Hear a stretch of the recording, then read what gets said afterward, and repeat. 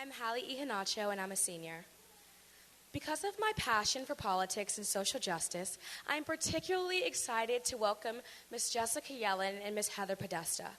Ms. Jessica Yellin is an Emmy Award-winning former chief White House correspondent for CNN, and Heather Podesta is the founder of Heather Podesta and Partners, one of the country's top lobbying firms. In her work as a White House correspondent, Ms. Jessica Yellin has interviewed President Barack Obama, Secretary of State Hillary Clinton, and First Lady Michelle Obama, and her work has been published in the New York Times and the Los Angeles Times, and she is currently working on a book. Ms. Heather Podesta is known on Capitol Hill and in the private sector as a successful lawyer, philanthropist, and lobbyist. In addition to working with Fortune 500 companies and nonprofits, she is also a patron of the arts and a women's rights activist. Both of our guests are considered some of Washington's most influential women. Please welcome Ms. Heather Podesta and Ms. Jessica Yellin.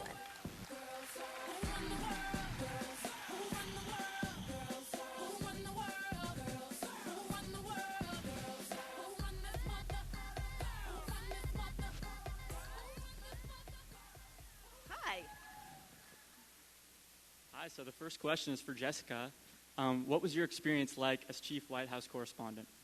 Well, first, let me say it's fun to be back here. I grew up in L.A. This is around the corner from my house, and what an impressive event you guys have put together. I first thought of getting involved in politics when I was growing up here in Brentwood.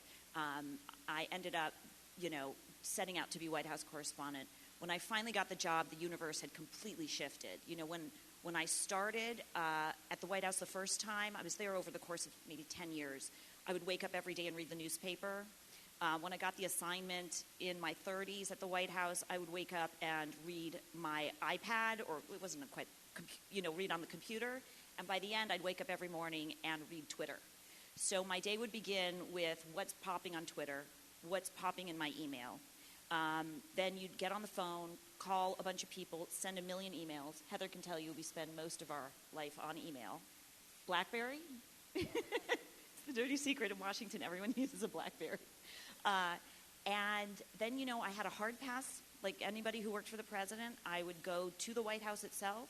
I'd walk in the main gate that leads straight to the West Wing. And then I would take my tiny cubicle office in the dirty basement of what used to be the White House pool. And we would sit in these tiny little cubicles with 4 people breathing on each other, smelling each other's curry meal. It was disgusting. And, you get called in. You never know what will happen during a day. You get called in. Sometimes you see the president. Sometimes you hear a policy advice. It's a very exciting job. It's also one where you feel, what I'm doing actually matters. Awesome. And then, yeah. And then question for Heather. We know that you're an extremely successful lobbyist, so a couple of questions. First of all, just what does your job look like on a daily basis? And then also, there's a lot of talk of special interest being a problem in Washington, so we want to know your position on that. So are there any Scandal fans in the audience? Think of me as a white Olivia Pope. With the wardrobe to match. Yes. So my job is to solve problems in Washington, and every day is completely different than the last. I'm very fortunate to have a real mix of clients, and I'm going to just give a couple of illustrations in terms of what does a lobbyist do, because it does have a somewhat negative connotation. And I love what I do, and I have the ability to impact public policy every day. So one of the first clients of my firm called me 10:30 at night. It was the general counsel of the Hearst Media Company. She said, I have 2 reporters going to jail. They broke the baseball and steroids story, and they refuse to reveal who their sources are, and the Justice Department wants to put them in jail. What can you do? This is what we can do. You need to come to town. tomorrow, and we will go and talk to members of Congress and let them know what has happened here. And it was a unique situation. These two reporters forever changed the face of baseball. They raised awareness in terms of steroids. President Bush at that time had called both of them national heroes. And so when we went and spoke to committee chairmen and ranking members, they were sort of outraged that these reporters were being treated this way. And phone calls were made to the Justice Department, phone calls were made to the AG, and the issue went away. And so I think when people think about Washington, they think about laws getting passed. But Washington, people's lives get affected even when legislation doesn't move. So when do I wake up? I wake up 5:45 in the morning. Like Jessica, first thing I do is read. And I read all day long. I mean, the most important thing is to be informed and smart and understand what's going on. Then I get on the treadmill. You got to find time for yourself.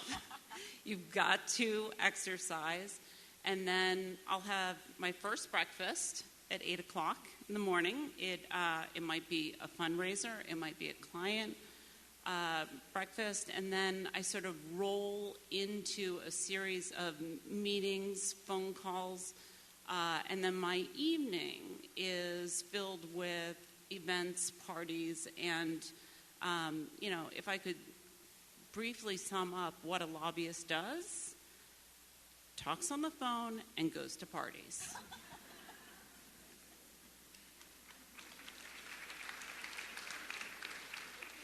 So the media tends to portray politics in a certain light, and you guys are both inside Washington, a privilege that not many people have.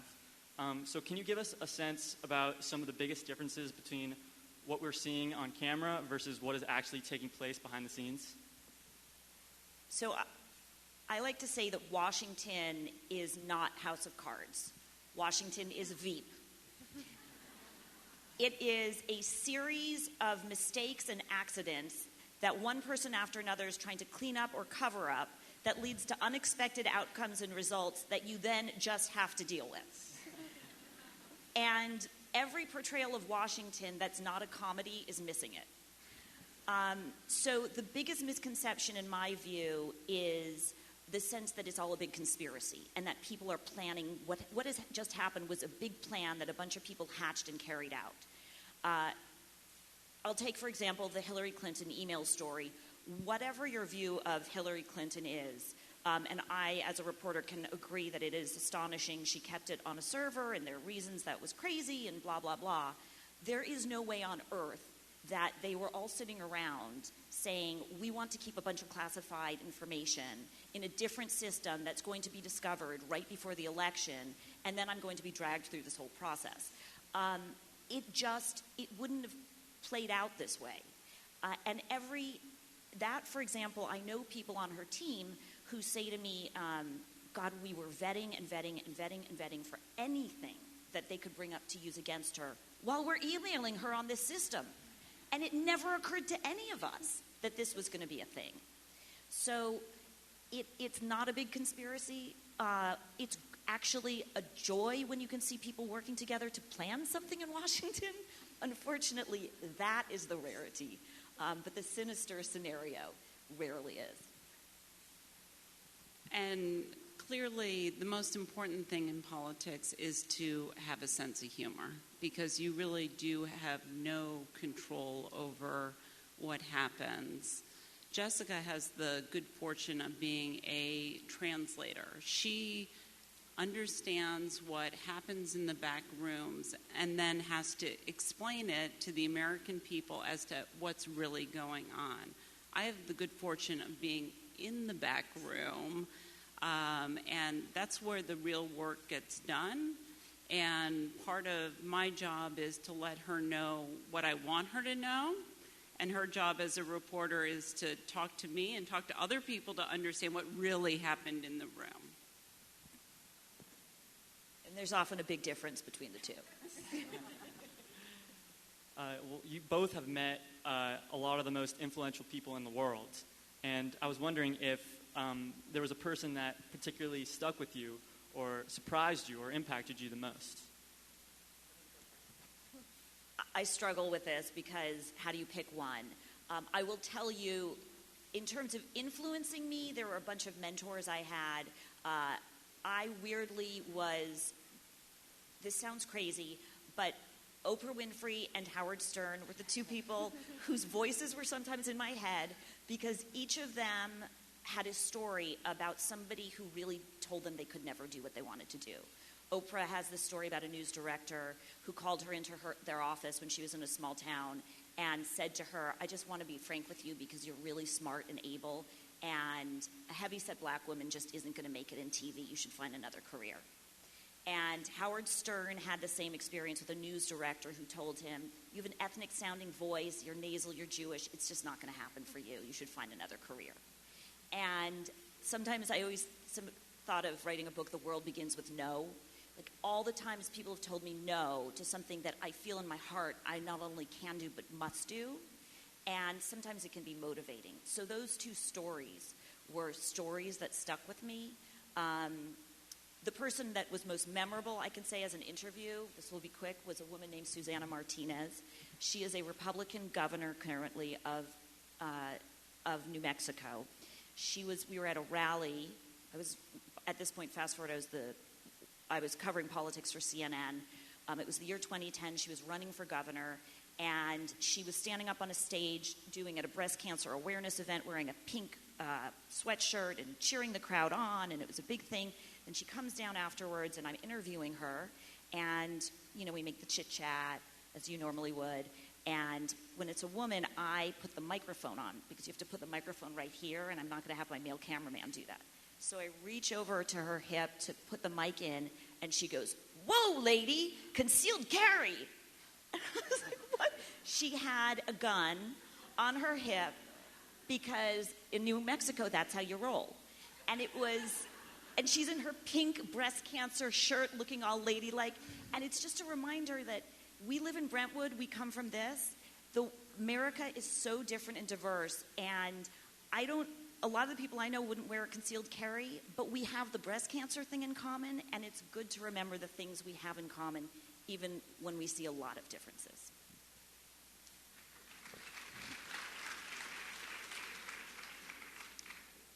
I feel incredibly fortunate in that I've had a number of mentors and teachers, and it's really a function of listening. I think the most valuable skill one can have is listening, hearing hard things about yourself, and improving.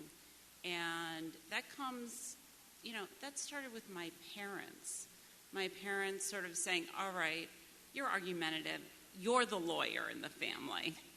And also them telling me that I would always have to take care of myself, that I should never rely on another individual, and that this was my life to lead, and I needed to own everything that I did and everything I didn't do. And everything I did wrong, and there's plenty along the way. And there are so many teachers, co-workers who have taken the time to show me how to be better. And I think listening to that and taking that on board and getting stronger and not retreating from that is really, really important. In terms of, sort of my role models or folks that have continued to impress me over time, and this sounds a little Pollyannish, but it's true. I think Nancy Pelosi is extraordinary. Here is a woman who has led the Democratic Party at the hardest time, and she is always a woman. very feminine, very smart, terrific listener. Absolutely understands her caucus, understands the limits of her caucus, and is able to push forward when other folks get distressed or distracted or it's too hard. And, the Affordable Care Act, which forever changed the way that we will have health care in this country, is because of her strength in terms of it got hard, how are we going to vote on this? And she was like, we're going to do this. And, it's referred to as Obamacare, but in my book, it's always Nancy Care.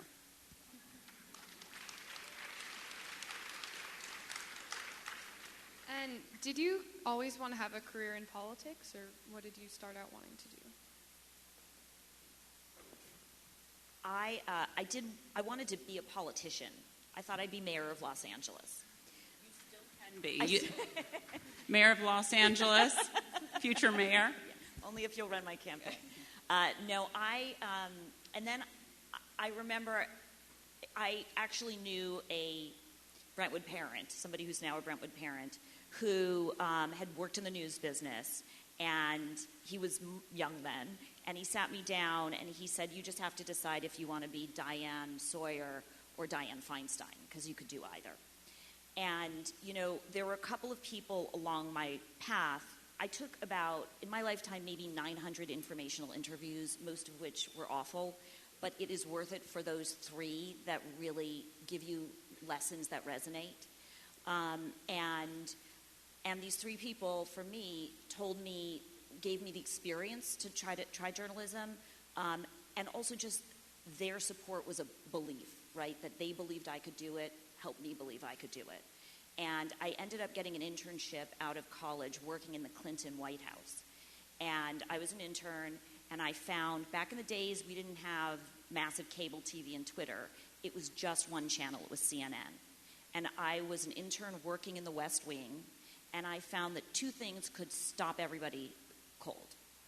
President Clinton walking into your office, or that TV, which was a huge old tube TV hanging on fish wire, that TV in the corner of the office, CNN reporting anything on the White House.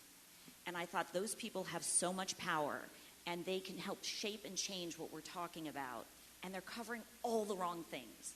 Like, I wanted them to be covering welfare reform and healthcare reform, and they're talking about some silly scandal. And I thought, if I get in that TV doing that, I can talk about the right things and help reshape where politics goes. Now, I was young and naive. Turns out, not so easy to do. You have to do a lot of the silly stuff when you're in that business, but that was why I decided to get into it.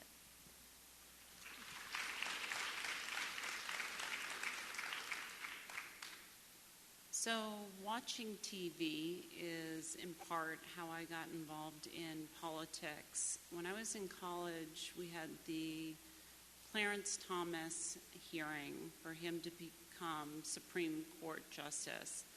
And I was mesmerized. I was horrified to see all these male senators go after Anita Hill the way that they did.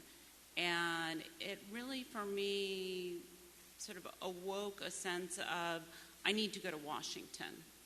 And so I took advantage of a semester in Washington program. I recommend all of you here, whether you're in high school, in college, after law school, after getting your PhD, that you spend time in Washington, D.C., and learn about how public policy is made, and also understand how you can influence outcomes. And so I came to Washington. I worked at the Congressional Budget Office, very sexy. But like all things, if you follow the money and understand where it's being spent and being raised, you understand how things work. And I fell in love with politics, and I have always loved being on the other side of the camera or working behind scenes and geeking out on policy, like really drilling into the tax code or trade policy or what are we doing on education policy, and I love it. Okay, so we have time for one more question, and it's, what do you want to see our next president, what issue do you want to see our next president focus on? I am looking forward to Hillary Clinton being president of the United States.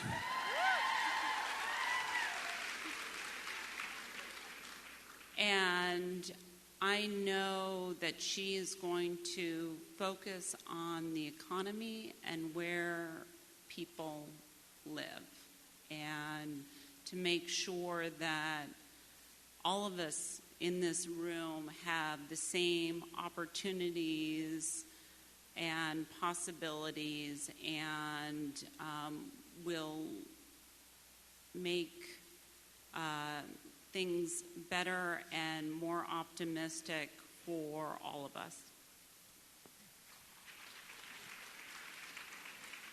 There's certainly no more important issue right now than dealing with the wage disparity in this country and the economic disparity.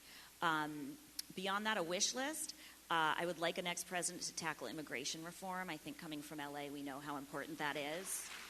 Most of us have known and had, even in our homes, people who weren't here legally, and we want to embrace them as Americans.